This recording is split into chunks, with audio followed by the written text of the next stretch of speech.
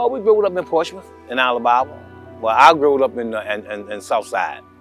I met his mother in Alabama, and we had got together, and we got a child, and we raised him in there.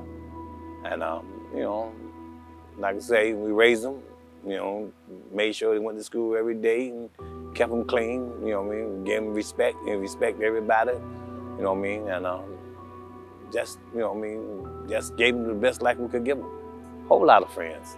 They love him. They call him World, and they still do call him World, and they still do respect him. And he got a whole lot of people still talk about him and miss him. You know what I mean? Right today, we wish he was here. Mother, daughter, sister, all of us. He just was one guy just, you know what I mean, enjoying his life. For a man to take his life the way they did, it's unacceptable.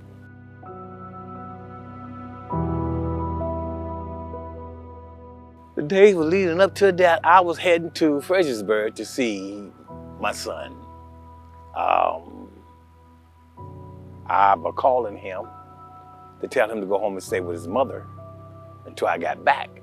And he kept telling me he was going, but they was playing, I think they was playing cards, or they was over a friend's house. They was playing cards or they was drinking, I don't know which one.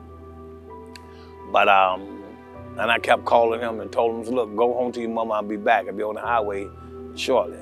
So when I was getting ready to get back on the highway, that's when I got a call that he got shot. I jumped in my truck and came on back down the highway, got down here, got him, you know what I mean? And my son, you know, boy shot him while he was in the chair asleep. You know what I mean? Said someone set it up, you know what I mean, kicked the door in, and while they was in there playing cards and they were gambling, you know, and he was in the chair asleep and they shot him. So I don't know too much more because, you know what I mean, my mind wasn't wrapped around what was really going on. My mind was wrapped around that I lost my son, you know, behind some foolishness.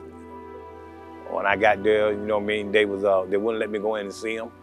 You know what I mean? They wouldn't let me do nothing, you know what I mean, when I got here. And, you know, it just was a bad tragedy night.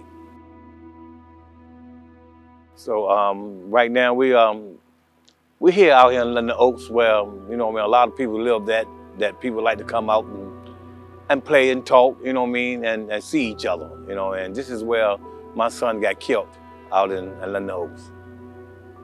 You know, I just wish it never happened, but I just would like to have some.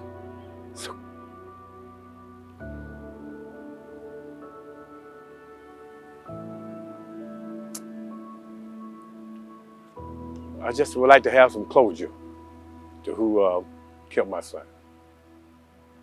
That's it. We need to come together, you know what I mean? We need to put these guns down. We need to, you know what I mean, stop hurting each other, you know what I mean? I mean, one person can't do it, it take all of us. His mother, sisters, they came up with the word, stop the violence. And this is one of the shirts that we had. You know, and we brought them out. Everybody wore them. You know, we had got shirts, small, large, big. You know what I mean? And everybody wore them out to the cookout. We did it as to be happy. You know what I mean? You know, may God bless him. You know, and enjoy ourselves. You know what I mean? And wish he was him.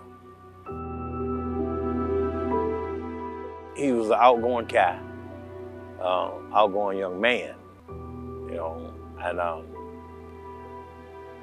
wish he was here today. You know what I mean? I know his mother miss him, I miss him, his sister. You know what I mean? And we think about him every day.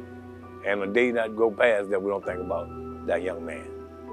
Well, I just would like to say, you know, if anybody know anything about these killings going on, please come forward. It could be your son or your daughter, you know what I mean, one day. And we trying to stop all of that. Please.